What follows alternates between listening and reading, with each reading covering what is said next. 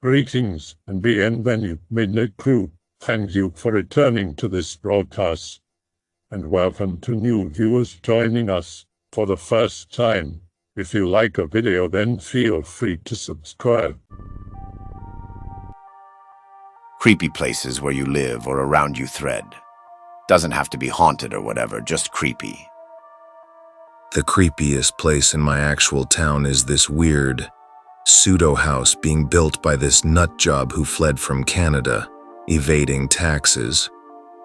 It's this massive cinder block set slightly off the road, back into the woods, vaguely resembling a house that he uses to dry plants.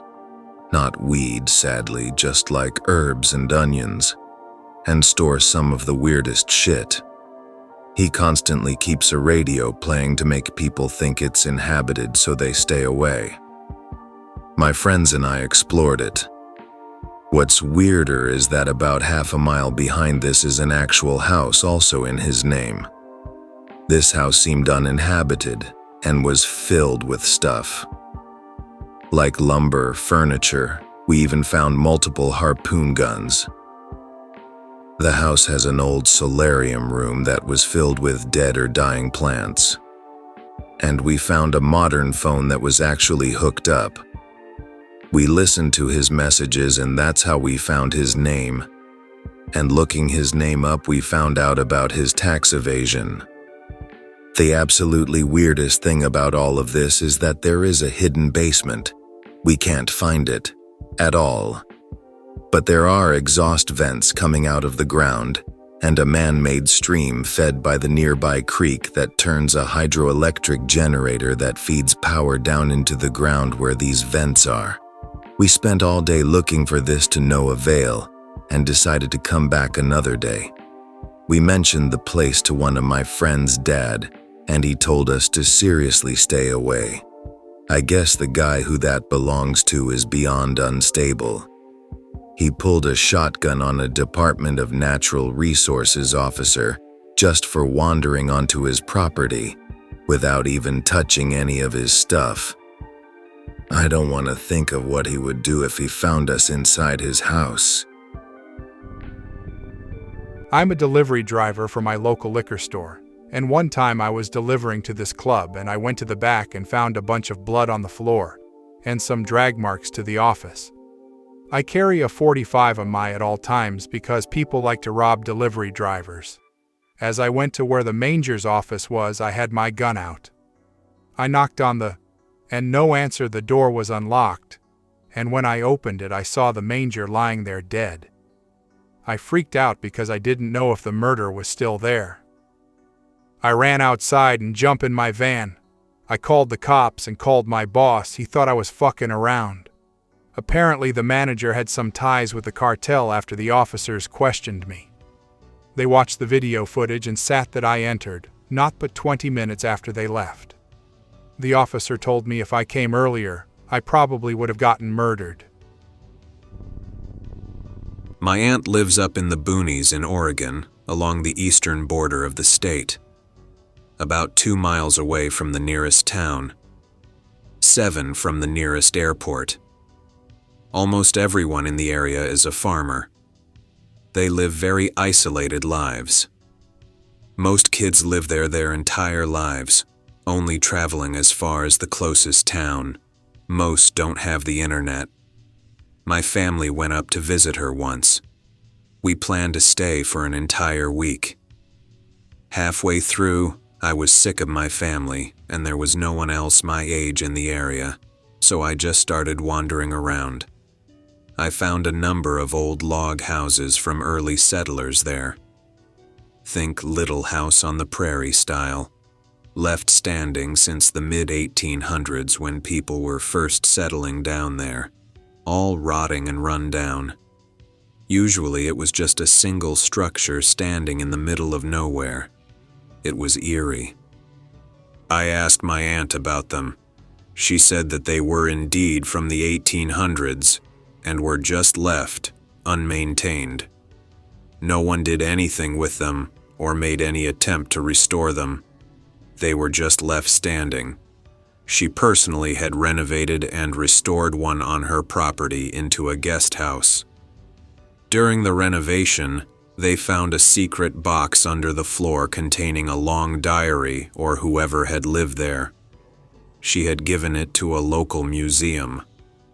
I went back a few times to see if I could find anything cool, but I couldn't find anything. I did get really creeped out inside the structures, though. There's just something eerie about it that I can't put a finger on.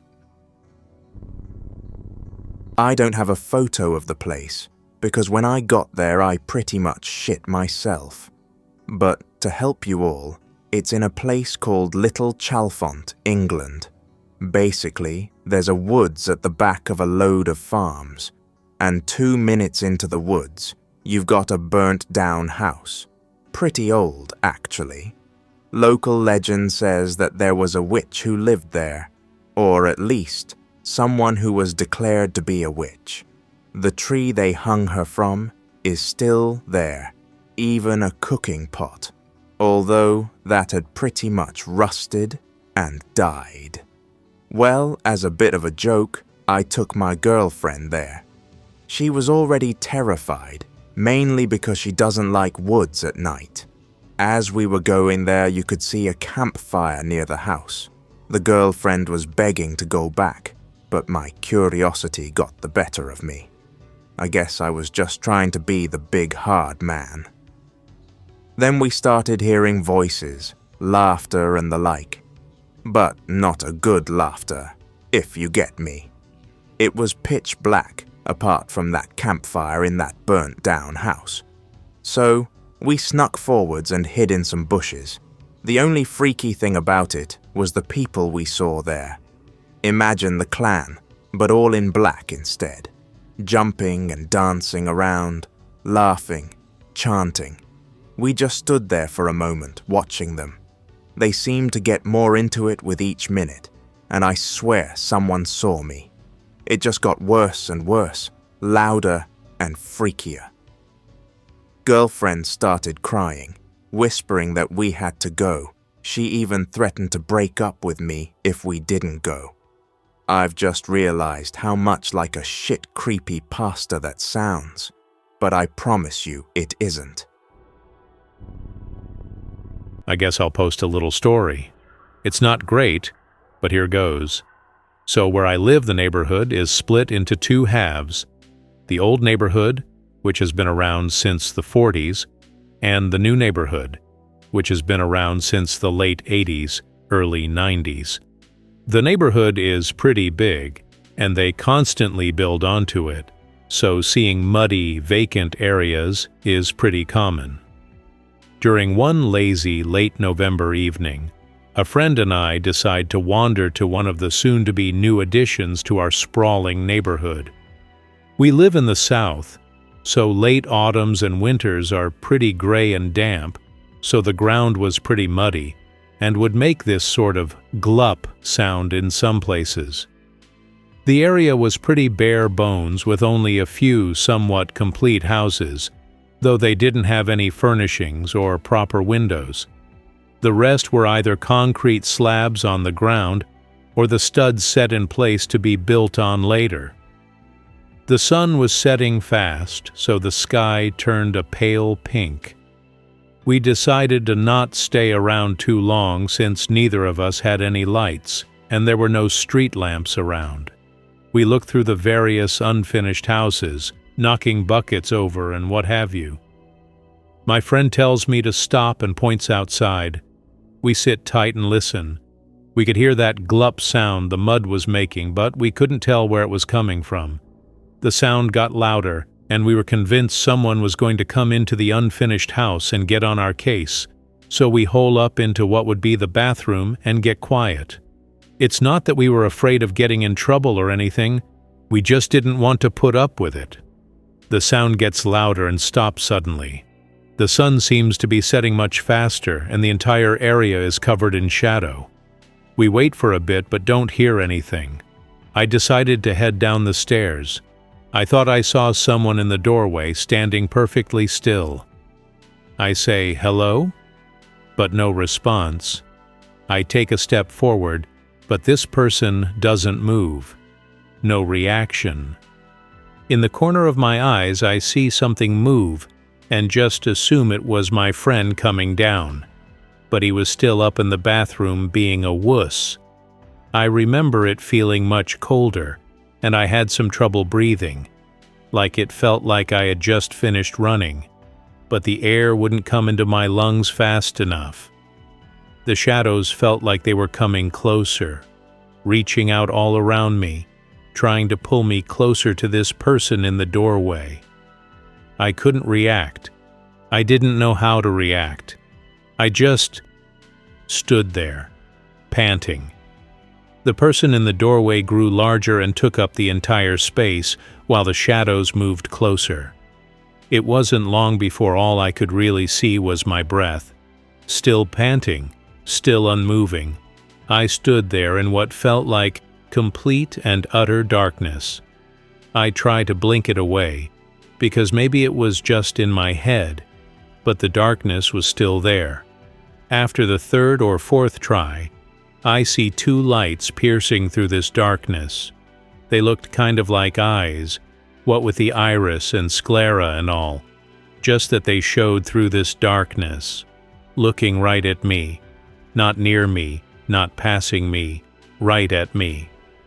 My heart started to race, and I tried even harder to pull air into my lungs with no luck. I felt as though I could pass out, and just like that it was gone. No shadow, no trouble breathing, no eyes, nothing. My friend came down the stairs and asked me if there was something. I shook my head. He then asked if I saw those two people run off with flashlights. I shook my head. Maybe that's what the lights were? Just flashlights? I've never been back to that new part of the neighborhood, though. The place has their street lamps much further apart than the rest of the neighborhood, so the entire place looks darker than it really is. The place even has an almost constant smell of mud or petrichor, no matter the time of day or year. Just going by it makes me feel uncomfortable, and I rarely see anyone enter or leave that part. I suppose this would be the best place to confess. By the end of this thread, and any after, there will still be a lot of questions left unanswered, and I doubt anyone will be satisfied by the answers I can give, but the function of this thread will serve to get as much of this off my chest as possible. I lived in Texas during the time of this event, and owned a lot of property close to the border. One day while I was out burning some trash, I was approached by a group of men claiming to be Border Patrol and asked if it would be all right if they built on my land. When questioned as to what they would be building, they showed me a blueprint of a pretty big facility that looked like it could hold several hundred people. Obviously, they were not about to let me look at it for very long, but went on to say it was basically a guardhouse, or a place where patrol agents could eat, sleep, and live. This sits with me fine considering I'm against illegal immigration, and wasn't about to turn them down once they indicated the amount of money they would give me. $56,000 a year. I'm relatively young. Inherited the land from my grandfather who passed away in 2008, and sharing some useless piece of property almost a mile away for that amount of money was a good deal. 2 months later, I am forced to use a homemade tractor path just to get off the property. They set up huge razor ribbon fences and wouldn't so much as let me look in their direction. It was sketchy. But on occasion, I'd get a visit from one of them just to check on me and make sure no one is bothering me. I took this the other way around, as if they were making sure I was staying away. So here is what happened next. After making it a real hassle to get off the property, I actually complained to the guy who'd been visiting me and asked if I could use the main road to get out. Originally, this wasn't part of the deal, and I'm stupid as hell, and didn't have the foresight to realize how annoying it would be to drive 4 extra miles to get off my own land. The guy didn't seem pleased, but understood. The very next day, I was presented with an ID. I couldn't find a picture of what the image actually looked like, but it is similar to the OP without the circle. The first red flag was the photo ID. My mug shot from 2001 was actually on the picture, and they made no attempt to hide the fact they somehow had access to my criminal record. Bar fighting, resisting arrest. I wasn't too happy about that, but in the end, I couldn't be too upset since I had use of the road again. When I passed through the gate, I could tell it was very formal every time. Same ID please, same have a nice day. The guard in the little box knew me, saw me working sometimes, yet every single time treated me as if having never seen me before. He had a glossy-eyed expression, always stood at attention, and never once looked away from the road. They didn't carry rifles, but did have pistols of some kind. Also, another complaint was the facility's lights. They were so bright it made my cows nervous and shy to go to the good field where I had previously let them graze. A few months later, everything had become very routine, and the guard in the box actually lightened up around me when I would mimic what he was going to say before he could say it. Sharing a laugh with someone so fucking stiff is a good feeling, I think. We were not allowed to communicate at all, as far as I know, outside of that very daily 2-minute meeting. We did, however, get a chance to chat once he was off work. I met him in town when I was buying fertilizer. He actually approached me, but was pretty stiff, as if human contact was irregular to him. Basically, the conversation was about as generic as you could make it, but the entire time, it felt like he wanted to tell me something but wouldn't. I can play that much off as him, just being new to the area and working a new job. We parted ways. I went home. That evening I brought out my rifle, and with the money had purchased a really awesome 3x9 deer scope I intended to use on the coyotes that tried to prey on my calves.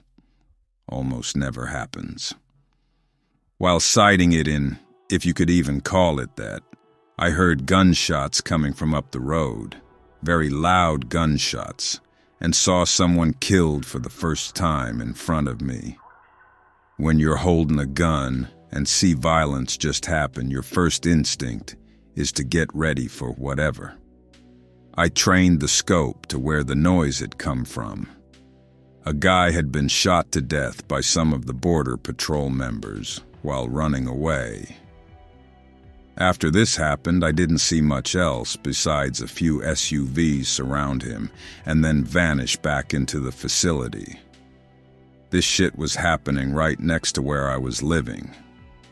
I don't exactly spend a lot of time here, and a lot of what I'm telling you sounds cliché and hard to believe. Even as I type it, I'm thinking in my head, no one is going to believe this shit, because even though I actually saw it happen in front of me, I still can't process an actual murder taking place so close to me. It's almost surreal. Like you actually can't process it in your head at first, and you have to contemplate what the fuck is going on. I'll continue, since you guys seem patient enough to hear me out. Basically, what happened next is the part that scared me. We'll call this guy Mike, the same one as mentioned above who checked up on me. He basically comes over with another guy who waits outside and asks me to sit down. It's weird having someone tell you to sit in your own home. He was to the point and obviously didn't want to be there having to explain anything to me. But they knew I saw what had happened, which brings me to document one. It is one of those high-profile legal things where you aren't permitted to discuss anything you might have seen or you get prosecuted or some shit. I'll admit, I was a little scared both at the thought of being put in jail or them just not paying me anymore. I didn't even bother to read it because I was busy listening to the sounds right outside my front door. Eventually, I worked up the nerve to ask what had happened, and he hesitated a little, but let me know a little something about that event at least. Basically, they had found this group of coyotes, is what we call them in Texas, basically drug runners or human traffickers who were paid by illegals to get across the border. He was being questioned about the location of his group and ended up running. Mike's exact words here. We were afraid that he might get away and alert his group somehow, that we were looking for them.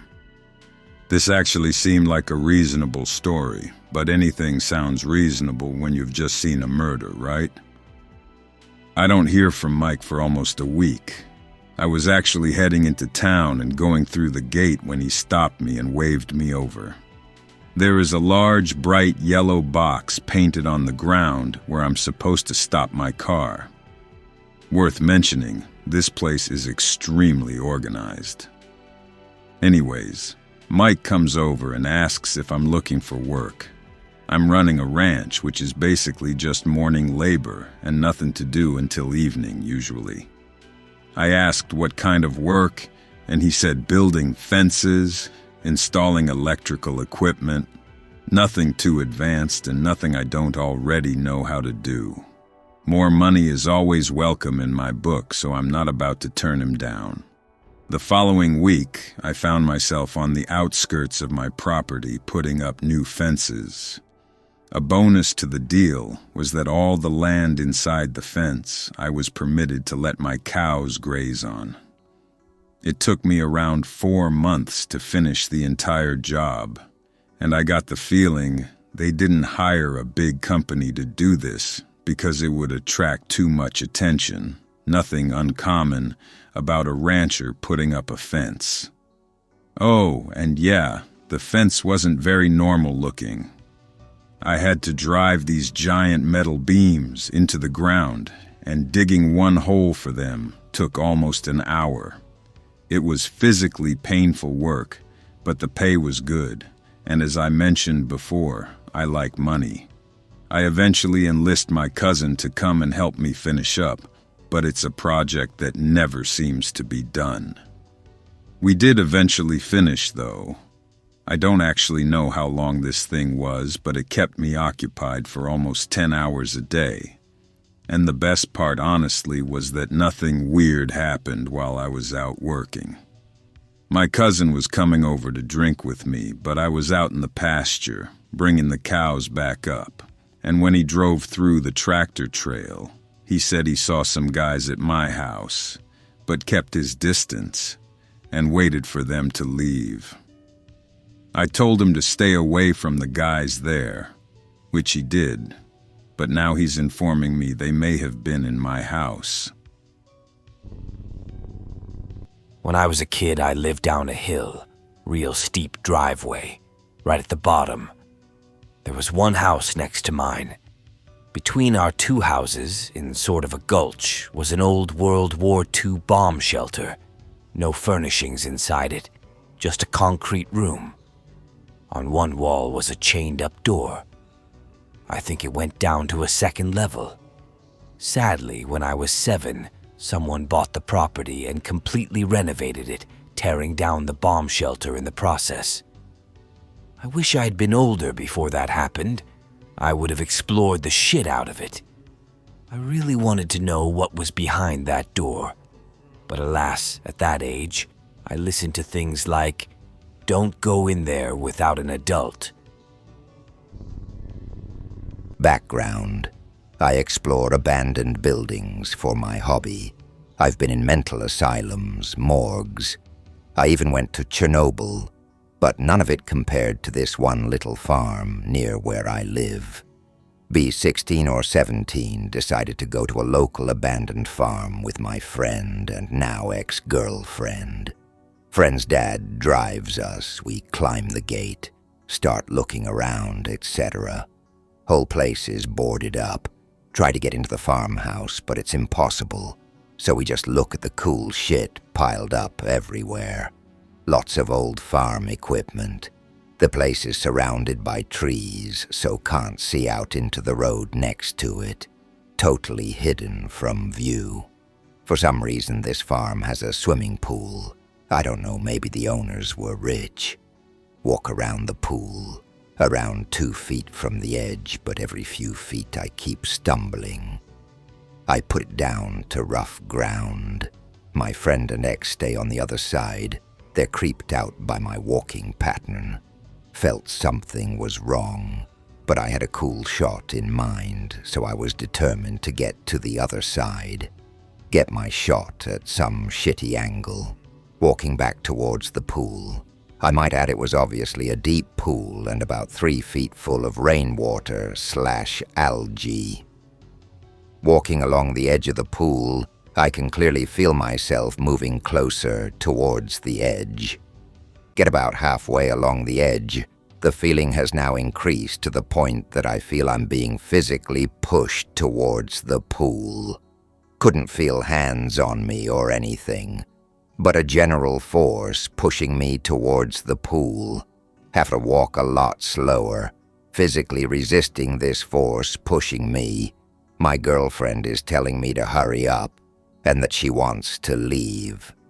Managed to get back to them and away from the pool, feeling physically sick and very spooked. Never returned to the farm, despite it being very local and good for photos. What are your thoughts on this? I'm 100% sure I wasn't just spooked. I've done a lot worse places and had nothing happen, but this place just totally threw me out. Pick related. It's the pool. Be me. 15 or 16 years old. Fuck, I can't remember that properly. My parents are out with some family friends. Gone eating fish all together. It was June, I think. By the way, we live in a not-so-big Italian town, close to the coast. Actually very close. The trip takes like 15 minutes by car. It's cool. Yeah. Sorry. Back to us. I'm with my younger sisters, watching some movies and stuff. Popcorn's good. It gets late, so we go to sleep. Then, I have a strange dream. I'm in a church, at the organ with a guy sitting next to me. No priest, but there are all our family friends, dressed in black. Talking softly to each other, sitting. Like they were waiting for the ceremony, a funeral, obviously, to start. There's also a huge black crucifix hanging over the altar, kinda creepy. This friend sitting next to me is trying to teach me how to play the organ. We play a little, but I notice that the keys aren't black and white. They're black and green. That green you see on the walls in places like hospitals and such. Like a very soft Granny Smith green, this should give the idea. The next day I woke up and was called by my mother. She sits next to me, on my bed. A friend of theirs driving back home on a motorcycle, crashed and died. He was the one sitting next to me by the organ. I didn't even know him well. Never seriously talked to him. All I know is that he sang in a choir with my parents. I have a spooky story from the opposite perspective. B16. It's Halloween. Lots of little kiddies running door to door and such. Starts getting late, so me and my friends head home. Sitting in my room, I hear the doorbell ring. Ding dong. Answer the door. It's some little kid in a skelly outfit. Let the jury know that at this moment I got spooked because it was like nearly midnight, and come on, he was wearing a skelly shirt. Anyway, I hand him candy and he runs off with his friends. Then I got an idea. I pack up some equipment. Flashlight, an M80, lighter fluid and lighter, face mask. So I start stalking the kid, right, waiting till there's no one in sight. Opportunity comes. Let's do this. .jpg. Book it to the road he's headed towards through people's backyards. Lay down a thick layer of lighter fluid in a line in the street. Hide below a bush and wait. I'm trembling with excitement at this point. Here he comes. I run towards the line and light it. Little did I know I had basically pooled lighter fluid. As I lit it, I accidentally splashed some of it on my pant leg. Right pant leg catches fire. I start running to the kid, jumping and flailing my legs, screaming, "Oh fuck, oh fuck." Kid is just standing there. I think to myself, what the fuck are you doing just standing there? Scream at him, get help, but comes out fooing standing help. Kid drops his bag and fucking books it out of there. I had to walk home in the cold bottomless. I didn't even complete the plan, but still managed to get free candy. I hope that you enjoyed tonight's broadcast. If you enjoyed tonight's story, then please subscribe to the channel as more Greentext will appear daily. A new broadcast will appear when the clock strikes midnight Central Time.